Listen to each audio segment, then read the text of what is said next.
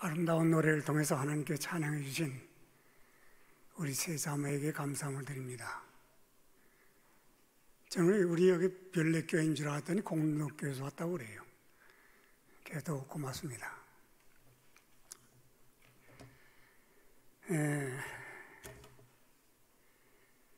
먼저 과정에 대해서 조금 말씀을 드리겠습니다. 과정.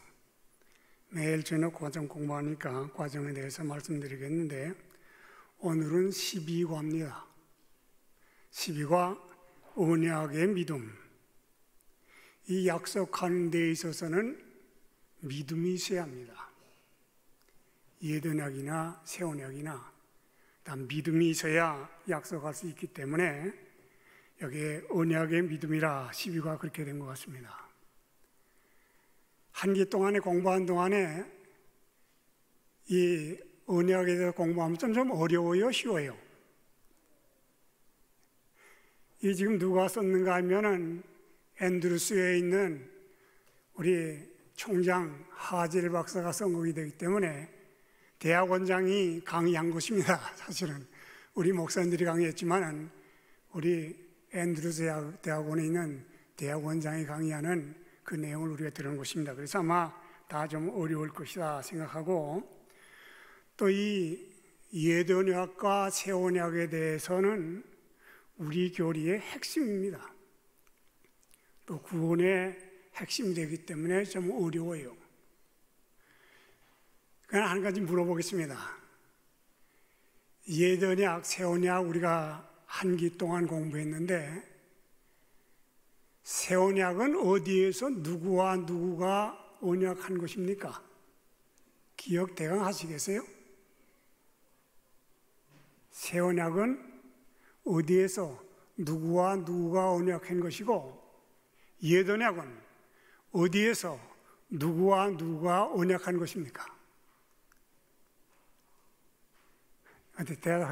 대답할 수 있는 분 없어요?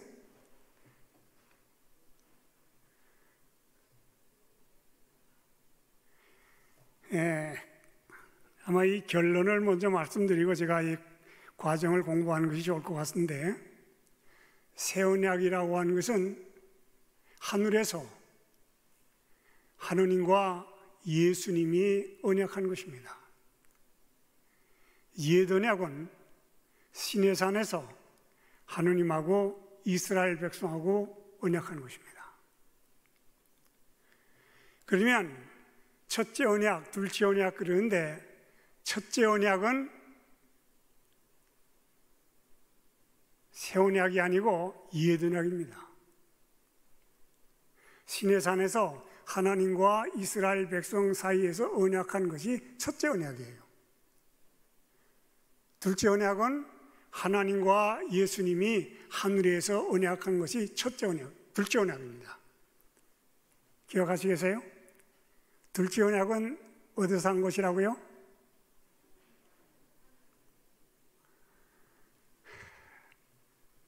둘째 언약은 하늘에서 하느님하고 예수님하고 언약한 것이 둘째 언약이에요. 첫째 언약은 시내산에서 하느님과 이스라엘 백성이 언약한 것이 첫째 언약이에요. 새 언약은 하늘에서 하느님과 예수님이 언약한 것이에요. 옛 언약은 시내산에서 하느님과 이스라엘 백성이 언약한 것이에요. 기억하시겠어요? 첫째 언약은 어디서 한 거라고요? 예, 첫째 언약은 시내산에서 한 것이고, 둘째 언약은 하늘에서 한 것이고, 새 언약은 하늘에서 한 것이고, 옛 언약은 시내산에서 한 것이고. 좀 복잡하지요. 그러나 아마 강의를 드리면서 또 이 모든 것들을 우리가 좀 한번 복습하는 것이 좋겠다 생각돼서 제가 이 과정을 그대로 이제 말씀을 좀 드리려고 합니다. 제 12과예요. 언약이란 히브리 말로는 묶는다는 말입니다. 묶는다는 말입니다. 헬라 말로는 약속한다, 계약한다 그런 말입니다. 약속한다, 계약한다는 말입니다. 근데 신약에는 이 말이 33번 있습니다. 구약에는 한 300번 있어요. 잘 들어보세요. 새 언약은 하늘에서 하느님과 예수님 사이에 세운 언약이요, 옛 언약은 시내산에서 하느님과 이스라엘 백성 사이에 세운 언약이다. 땅의 기초가 놓이기 전에 아버지와 아들은 이미 합의하여 인류가 사단에게 정복당할 경우 인류를 구속하기로 언약을 세우셨다. 이 언약은 그리스도께서 십자가 위에서 다 이루었다고 할 때 완성되었다. 왜 이 시내산에서 세운 언약이 첫째 언약이 되고 왜 하늘에서 세운 언약이 둘째 언약이 되느냐 하면은 성취된 것이 십자가를 통해서 성취됐기 때문입니다. 그 시내산에서 된 것은 일찍이 됐기 때문에 그걸 첫째 언약이라고 그러고, 둘째 언약은 하늘에서 계약은 했지만은 예수님께서 십자가에 달릴 때 완성했기 때문에 그걸 둘째 언약이라고 한다 그런 말입니다.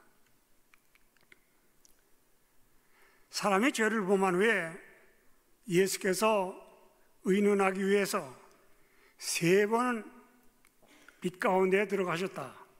그분은 당신의 생명을 속죄 제물로 드리기로 한 것과 그의 피의 공로로 인류가 하나님의 은혜를 입어 동산에 다시 들어가 생명과를 먹을 수 있음을 천사의 무리에게 알려주었다. 지금 예수님께서 하느님과 의논하시면서 다시 그들이 선악과를 먹을 수 있고, 생명과를 먹을 수 있도록 하기 위해서 3번이나 들어가서 의논했다고. 아담이 죄를 범한 다음에, 타락한 다음에 예수님께서는 하나님을 만나기 위해서 3번 들어가셨다고.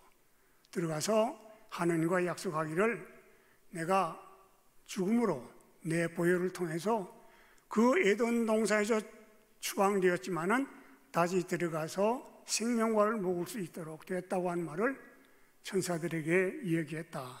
살아남은 자들에 대한 이야기 41페이지에 있는 말입니다. 옛 언약이란 너희가 내 말을 듣고 내 언약을 지키면 열국 중에서 내 소유가 되겠고 제사장 나라가 될 것이며 거룩한 백성이 되리라. 나와 약속한 것을 너희들이 이행하면 제사장 나라가 되고 거룩한 백성이 될 것이다. 이 백성들에게 지금 얘기한 말입니다. 이 율법의 말씀을 실행치 아니하는 자는 저주를 받을 것이다. 이스라엘 백성들이 말은 했지만은 이행하지 못하기 때문에 어려움을 당했단 말입니다.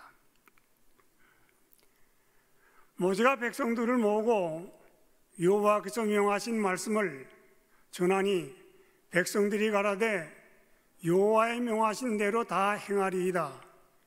여호와께서 모세에게 내가 너와 말한 것을 백성으로 듣게 하며 너를 영원히 믿게 하리라.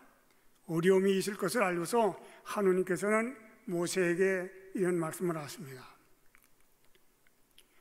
옛 언약은 시내산에서 짐승의 피로 체결되었으나 그리스도 없이는 하나님의 율법을 지킬 수 없는 것을 인식하지 못하고 언약을 맺었다.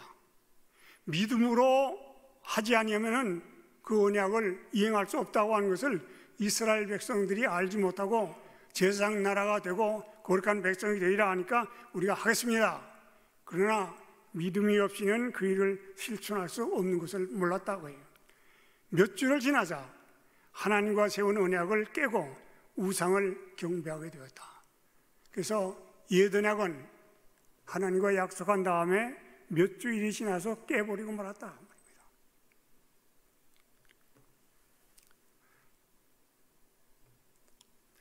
예수가 땅에 계셨다면 제장이 되지 못하였을 것이니 법을 쫓아 제물을 드리는 제장이 있습니다.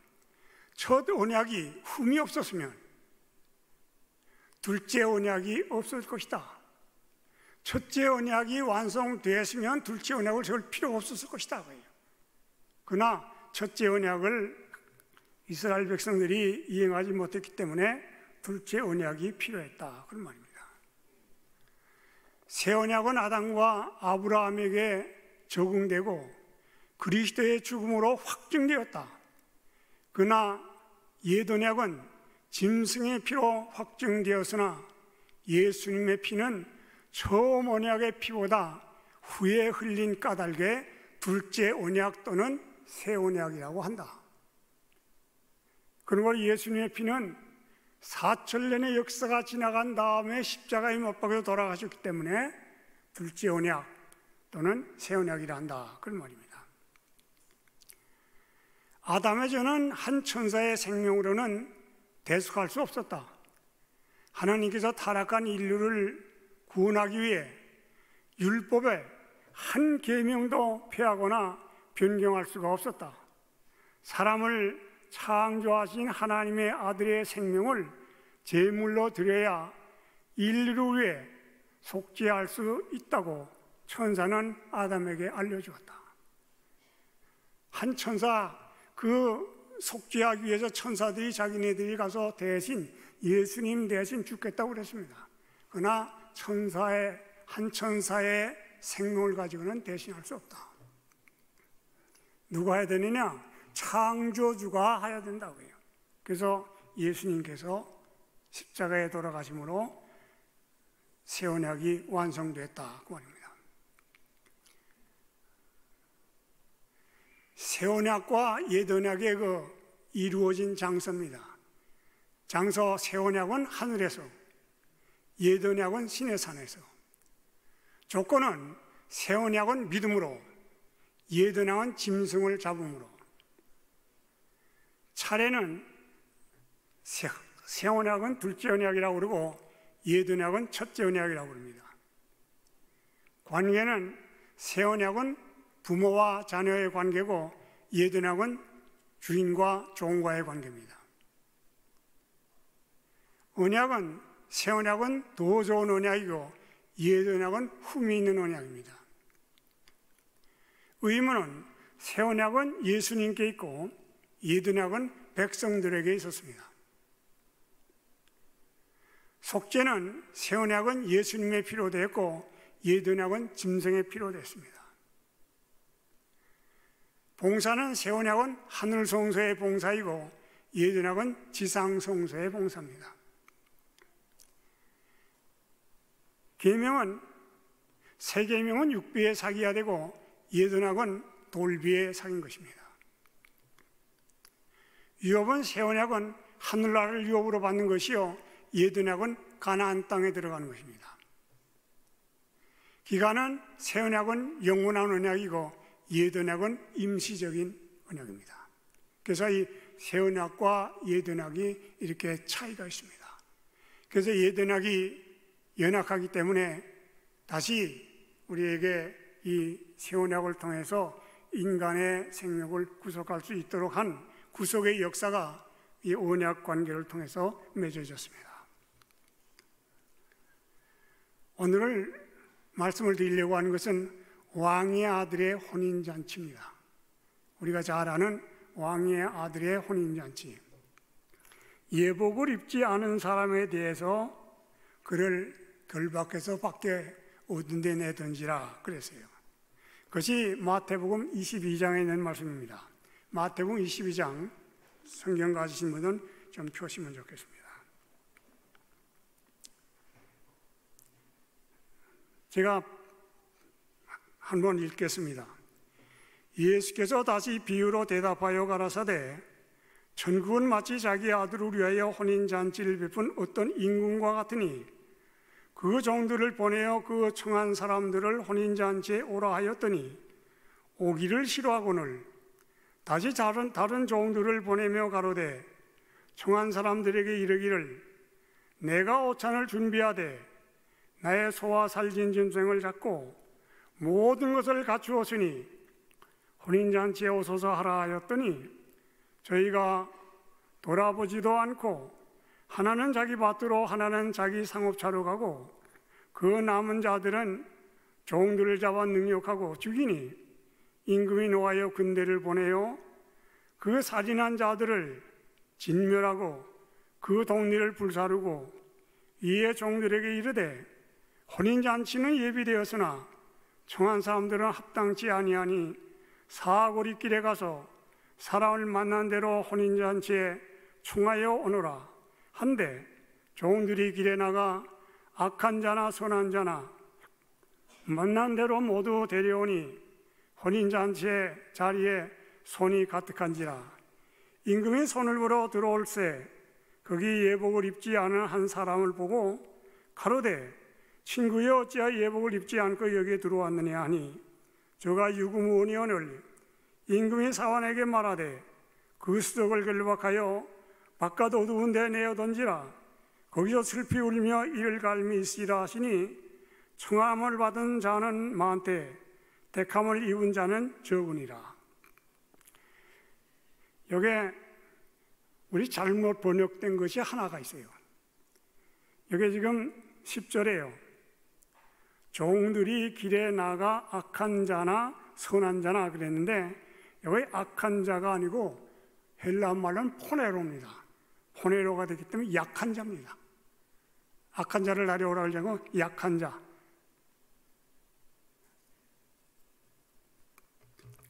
지금 여기 이 혼인잔치에 대해서 기록을 해놨습니다. 21장에도 비우고 지금 22장도 비웁니다. 근데 천국에 대한 비유예요. 지금 유대인들을 초청해서 지금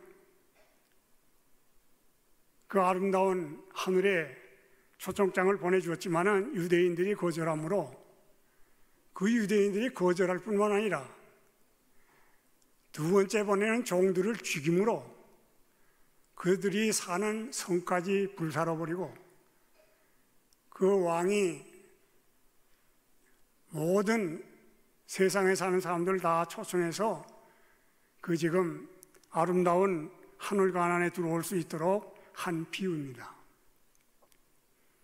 그런데 여기 예복에 대해서 예복을 입고 들어가야 된다 하는데 예복에 대한 비유는 중요한 공과를 우리에게 가르쳐 주는데 하늘에 들어가기 위해서는 품성이 바꾸어져야 간다 그런 말입니다. 그래서 이게 예복에 대한 비유를 들었습니다. 예복을 입지 않고 들어오는 것은 그 초청한 사람들에 대해서 주인에게 대해서 반역하는 하나의 행위입니다. 왜 그런가 하면은 유대인들은 잔치를 할 때 초청장을 보내지 않고 예복을 보냅니다.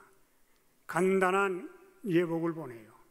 그래서 그 잔치에 올 때는 그 예복을 꼭 걸치고 들어와야 됩니다. 걸치고 들어오는데 어떤 때는 잊어버린 사람들이 있을 거예요.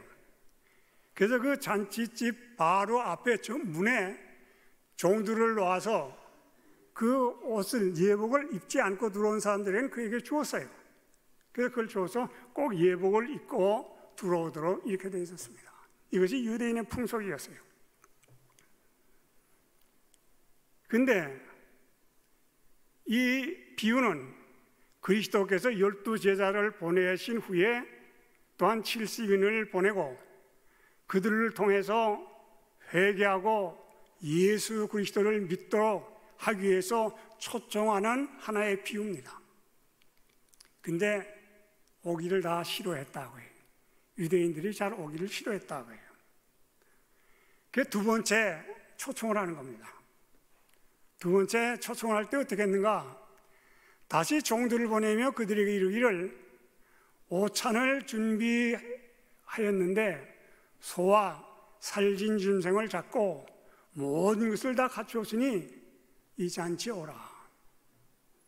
이 소를 잡고 살진 짐승을 잡았다. 이 두 번째 초청입니다. 저희가 돌아보지도 않고 하나는 자기 밭으로 하나는 자기 상업차로 가고 이 기별은 주님께서 십자가에 못 박혀 죽으신 후에 유대인들에게 두 번째 보낸 기별이야. 이 지금 두 번째 보낸 기별은 소를 잡고 살균 짐승을 다 잡고 지금 맛있는 음식을 다 준비해 가지고 논 다음에 오라고 그랬다고요. 근데 오지 않았다고 말입니다. 이 말이 무슨 말인가? 우리가 이 사복음을 보면은 마태복음을 볼 때 마태는 예수님을 왕으로 표시했습니다. 왜냐하면 빌라도가 내가 유대인의 왕이냐? 그러니까 내 말이 옳도다 그랬습니다. 마가는 예수님을 나는 섬김을 받으러 온 것이 아니라 섬기러 왔다, 봉사로 왔다. 그래서 마가는 소로 표시했습니다. 누가는 인자는 안식일의 주인이 되나니라, 누가는 예수님을 인간으로 표시했어요. 요한은 주는 하나님이시니다. 도마가 주는 하나님이시니다. 그래서 요한복음은 하나님으로 표시했습니다. 그래서 왕으로, 소로, 그 다음에는 인자로, 그 다음에는 하나님으로. 여기에 소를 잡았다고 하는 것은 예수님께서 십자가에 돌아가셨단 말입니다. 살린 짐승을 잡았다고 하는 것은 성령을 받아서 그들이 성령을 통해서 그 역사적인 그분들에게 그리스도인 되도록 전하는 그 사람들을 다 잡아 죽이는 것을 말씀하십니다. 그래서 성령을 대적하는 하나의 일입니다. 그뿐만 아니라 그 다음에는 죽였다고 해요. 그 전하는 사람들 죽였다고 해요. 그러니까 임금이 노했다 그런 말입니다. 그 후에 큰 핍박이 있었다. 남녀를 막론하고 옥에 가두고 스데반을 죽이고 또한 종들을 죽이고 완전히 유대인들이 예수님을 거절하는 장면입니다. 두 번째 초청에는 유대인들이 거절한 장면이에요. 그래서 임금이 노해서 그 동리를 다 불살아버린 겁니다. 그래서 이 동리를 불살한다는 예루살렘을 말하는 것입니다. 여기에 예수님께서 너희가 예루살렘이 군대에게 에워싸이는 것을 보거든 멸망에 가까운 줄 알라. 그때 유대에 있는 자들은 산으로 도망해버리고 성 안에 있는 사람들은 성 밖으로 나오고 밖에 있던 사람들은 그 안으로 들어가지 말라 해요. 성 안에 들어가면 문제가 있다고 말입니다. AD 66년에 세스티오스라고 하는 장군이 장막절에 그 예루살렘을 포위했습니다. 포위해서 예루살렘이 장막절이 되기 때문에 엄청난 사람이 그 안에 모여들었어요. 먹을 것이 없어서 어려움을 당했습니다. 그래서 그들이 어떻게 해서는 우리가 살기 위해서는 로마 사람들에게 황복해야 돼, 군대에 황복해야 되겠다. 그 황복하려고 그럴 때 세스티오스가 군대를 퇴각시켰어요. 왜냐하면 로마의 황제 네로가 죽었기 때문입니다. 그러니까 로마의 군대들이 퇴각하니까 자기네들이 황복하려고 그러던데 차에 퇴각하니까 따라갔으면서 유대 군인들이 로마 군인들을 많이 죽였어요. 그때 예수 그리스도의 말씀을 믿고 그 말씀을 잘 기억하던 사람들은 여기에 로마 군인하고 유대 군인하고 싸우는 그 사이에 그들이 거기서 피했습니다. 그래서 요단강을 건너서 벨라라온 성으로 도망갔기 때문에 그리스도인들은 하나도 죽지 않았다고 해요. 이 미운 물건이 예루살렘을 포위할 때 도망가야 된다고 하는 것을 예수께서 말씀하셨는데 그 말씀을 믿은 사람들은 다 살아났다고 합니다.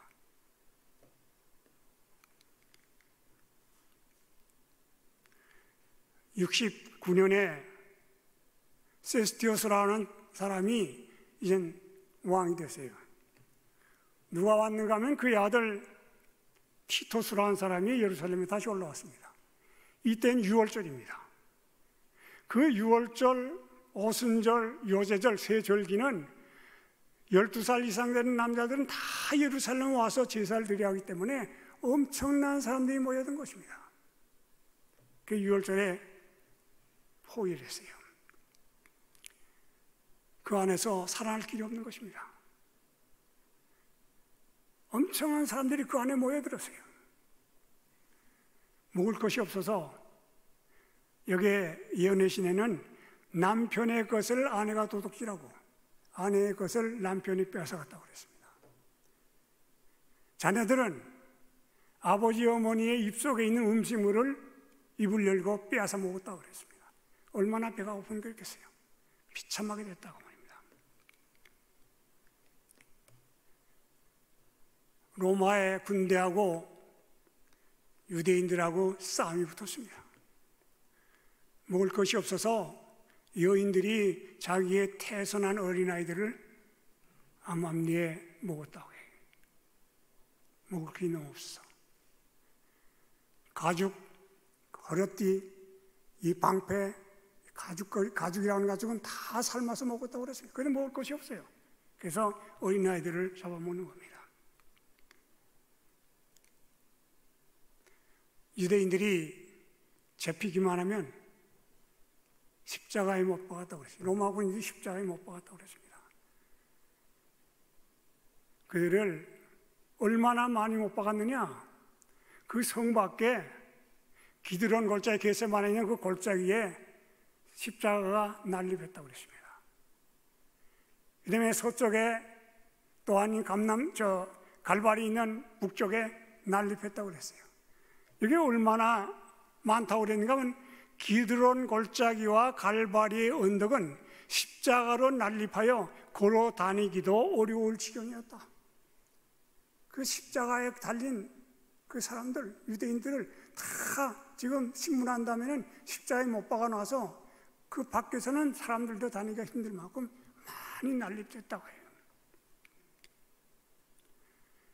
근데 그 안에서 유대인들이 견딜 수가 없어요.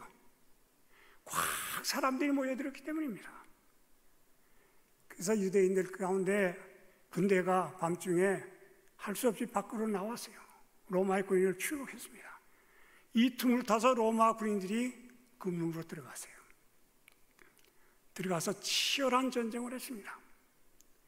로마 군인들의 격분한 그 성격을 가지고 그 성전에 모여든 그 예루살렘 성 안에 있는 유대인들을 학살하기를 시작했습니다. 엄청난 사람들이 죽었다고 그랬습니다. 그 층대에서 흘러내리는 피는 지참했다고 그랬습니다.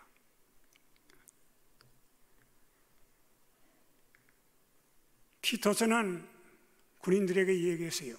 그 장군 티토스는 말하기를 그 예루살렘에 들어가면 성전은 잘 보존하라. 그 잘 지었고 아주 아름다운 성이 잘 보존하라 그랬지만은 한 군인이 불 붙는 불을 성전 안으로 들어보냈기 때문에 화염에 사서 그 무너지기를 시작했습니다. 그래서 성전이 다 불에 타기 시작했어요. 예루살렘은 삽시간에 활화산과 같이 됐다고 그랬습니다. 불산이 되어버리고 말았다고 그래요. 이 소리를 내면서 불타는 것입니다. 불 속에서 죽은, 불에 의해서 에워싸져 죽는 사람들의 소리, 공포에 질려 죽는 사람, 이 엄청난 로마 군인들의 칼에 죽는 사람, 미가가 말한 그 예언 시온이 피로 예루살렘을 죄악으로 여기에 건축되었다고 한 말이 성취되었다고 그랬습니다. 예루살렘을 가보신 분들이 여기 계실 텐데요. 그 당시에 참혹한 장면은 오늘날로 가면 볼 수가 있습니다. 알고 보면 볼 수가 있어요. 예루살렘 성은 이제 반석 위에다가 지어졌는데 AD 70년에 타이토스에 의해서 무너졌다고 한 말이 오늘날도 볼 수가 있어요. 예루살렘 성이 이렇습니다. 이 지금 로마 군인들이 이 성을 쌓은 거예요. 내가 보기에는 이 직경이 한 2km 정도 될 것 같습니다. 그러니까 사방이 거의 그러니까 상당히 넓죠. 그 안에 엄청난 사람이 모여들었어요. 이 안쪽입니다. 이게 자바게이트라고 하는 게 서쪽의 문인데 일로 올라가도록 이렇게 되어 있어요. 이렇게 군인들이 그 위에서 지금 보는데 그 유대 군인들이 보다가 로마의 군인들이 저녁 때 잘로 들어가니까 그 틈을 타서 문을 열고 나왔다가 로마의 군인들이 그 문 사이 문 연 틈을 타서 들어와서 전쟁하기 시작해서 비참하게 된 것입니다.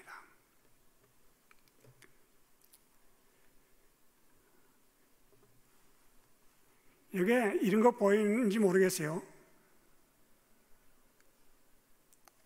요거 보이죠? 요거 보이죠? 요거 저 안내문입니다. 또 요거도 쓴 거 요거 보이죠? 요거도 안내문입니다. 요거도 보이죠? 얼마 거리가 되지 않아요. 얘 뭐라 썼는가? 타이토스에 의해 티토스에 의해서 예루살렘이 무너졌다, 그런 말입니다. 얼마나 비참하게 무너졌으면 그들이 이렇게 여러 곳에 이 지금 남쪽인데 일로 가면서 그렇게 거리가 얼마 되지 타이토스에 무너졌다, 타이토스에 무너졌다 이렇게 써놨습니다. 얼마나 비참하게 자기네들이 그 어려움을 당했으면 그렇게 했을까 생각하는 것입니다. 그래서 아주 비참하게 기록되어 있습니다. 세 번째 초청은 이방 사람들에게 보내는 것으로 우리가 알고 있습니다. 밖에 나가서 사거리에 가서 만나는 사람을 다 다려오라 그래요. 근데 많은 사람이 그 안에 찼습니다. 왕이 그 잔치 자리에 나와서 그 손님들을 보려고 왔어요. 이것은 심판을 예표하는 거라고 그랬습니다. 여기에 그리스도인이라고 자칭하는 사람들이 다 제자는 아니다. 최후의 상급은 주기 전에 누가 의인의 유업을 받을 자격이 있는지를 결정할 것이다. 그러므로 예수님의 재림하시기 전에 각 사람의 행위가 결정될 것이며 그것에 따라서 그리스도를 따르는 자들에게 상벌이 결정될 것이다. 지금 사람들이 다 모여들었어요. 다 이제 초청했어요. 이방 사람들까지, 이스라엘 유대인들이 거절하기 때문에 이방 사람들까지 다 그 안에 꽉 채워놨습니다. 근데 와서 온 손님들을 보러 들어왔어요.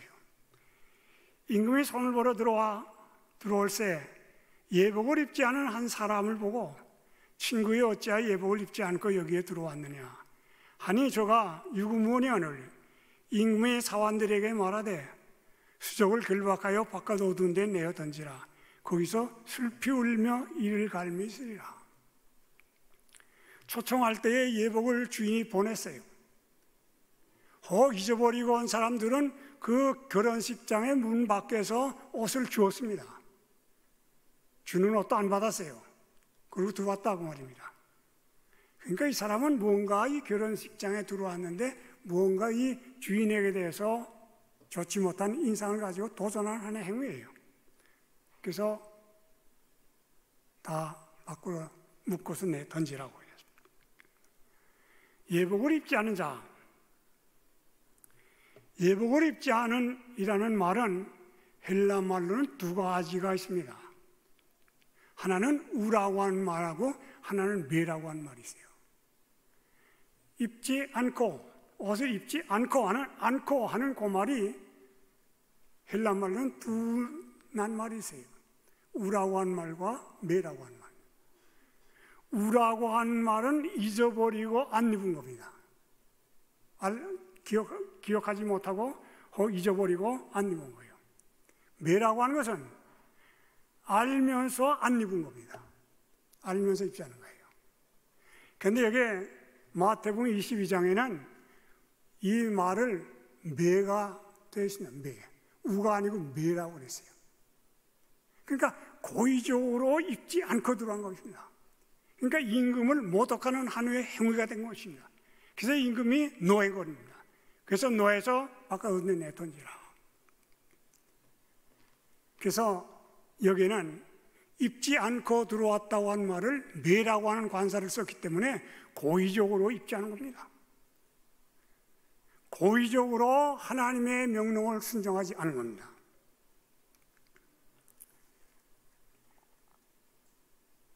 그리스도께서 신이 준비하신 예복은 그리스도의 의의 두루마기로 회개하고 믿는 자에게 입혀주실 것이다.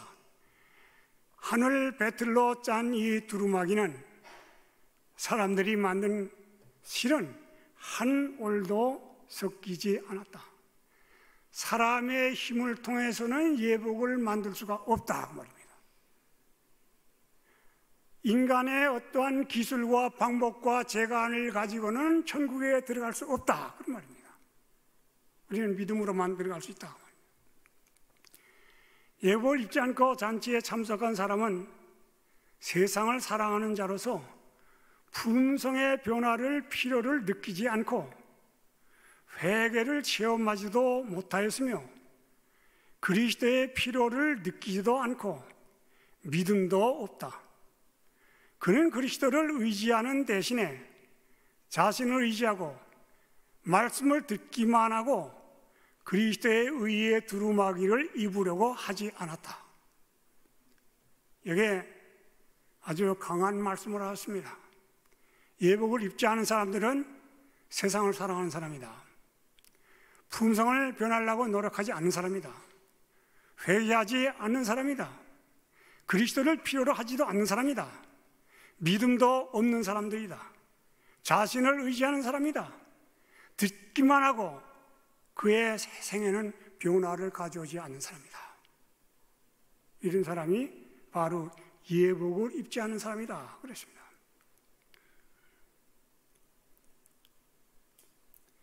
유대인에게는 구약 성경을 주어졌어요. 율법서를 주어졌어요. 오늘날 우리에게는 구약도 주어졌고 신약도 주어졌습니다. 예언의 신도 주어졌습니다. 예수님의 십자가의 장면도 잘합니다. 예수님의 부활도 잘합니다. 영적인 면에서 만찬이 충분히 준비되어 있다고 말입니다. 우리가 하늘에 들어갈 수 있도록 품성을 바꾸기 위해서는 신약, 구약, 예언의 신, 십자가의 장면 모든 것이 다 기록되어 있기 때문에 우리에게는 잔치를 위해서 만찬을 준비해 놨다고 말입니다. 천사들은 말하기를 우리는 악한 천사들의 무리를 물리치고 사람들에게 하나님의 사랑을 기억하게 하였다. 우리는 사람들의 눈을 십자가로 이끌어 죄를 깨닫게 하고 그리스도의 품성의 아름다움을 보게 해 주었다.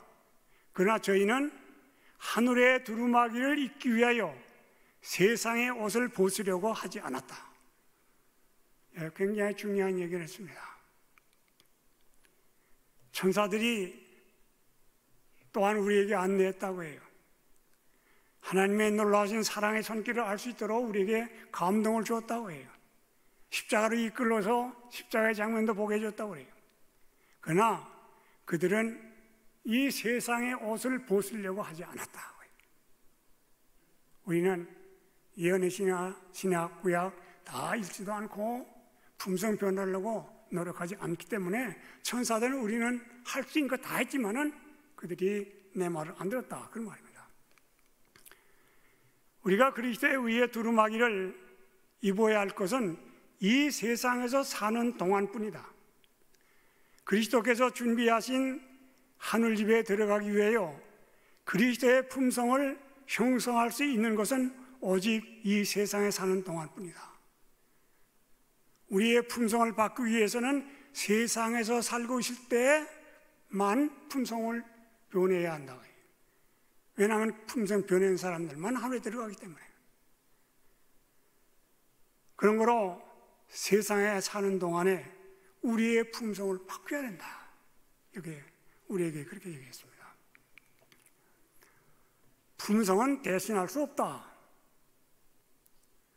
우리의 마음을 성결케 하지 않는 한 하나님의 영은 우리의 마음속에 임하지 않을 것이다. 우리의 마음을 우리가 성결케 하지 않는 한 하나님의 영은 우리의 마음속에 임하지 않을 것이다. 하나님의 영이 없이는 우리의 품성은 변하지 않을 것이다. 성령이 우리의 마음을 밝혀주지 않는 한 우리와 진리와 오류를 분간할 수 없어 사단의 시험에 빠지게 될 것이다. 우리의 마음을 성결하게 하지 않는 한 성령이 우리의 마음속에 임재하지 않기 때문에 옳고 그른 것을 분간하지 못하기 때문에 우리는 사단의 시험에 빠지게 될 것이다. 미련한 자들은 하나님을 알지도 못하고 하나님의 품성을 연구하지도 않고 하나님과 교제하지도 않고 하나님을 의지하지도 않는다. 영적 사물에 있어서 다른 사람의 부족을 보충해 줄 수도 없고 믿어줄 수도 없고 품성을 나누어 줄 수도 없고 성령을 받아줄 수도 없다. 이것은 대신할 수가 없다고 말입니다. 자기가 해야 된다고 말입니다. 노아와 다니엘과 욥이 거기 있을지라도 그들의 의로서 자기만 구원받았다 그랬습니다. 사람은 자기의 익숙한 원칙에 따라서 행동한다. 행동이 반복되면 습관이 되고 습관이 반복되면 품성을 이루게 된다.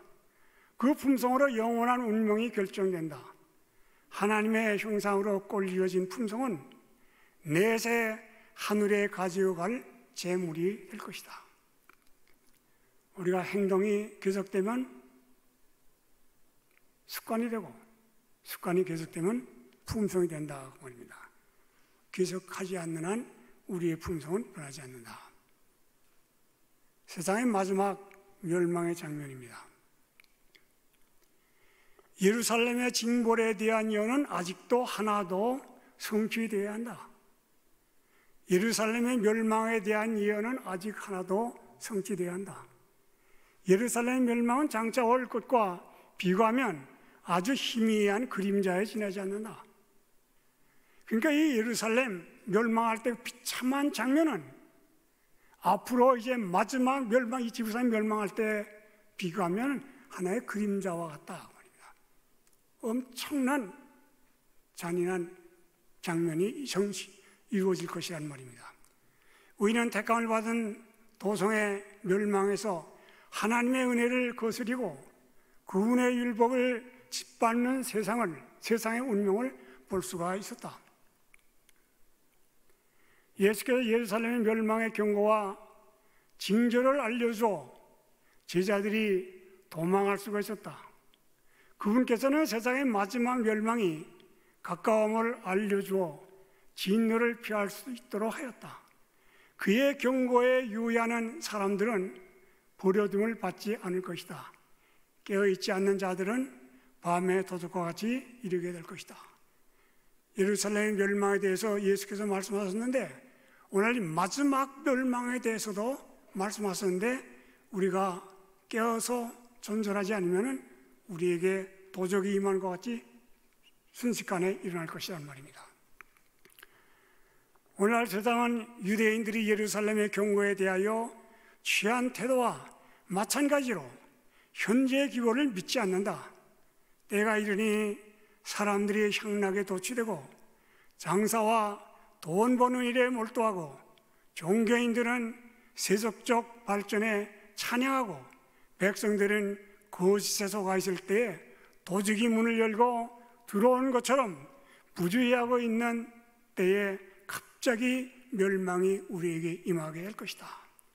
우리에게도 이와 같이 유대인들이 로마인들에게 당한 것과 같이 그보다 더 치밀하게 그보다 더 급하게 우리에게 올 것이라 그런 말입니다. 그런 거를 우리가 이 예복을 준비하는 일에 게을리하지 말라. 이 세상에서 예복을 준비해야지 하늘에 가서는 준비가 안 됩니다. 이 세상에서 준비하지 못한 사람들은 하늘에 들어갈 수 없기 때문입니다. 그러므로 우리가 신약과 구약과 예언의 신과 그 모든 말씀을 부지런히 연구해서 우리의 품성을 아름답게 형성했다가 주께서 이 땅에 오실 때 다 같이 구원받는 우리 모두가 되시기를 간절히 바랍니다.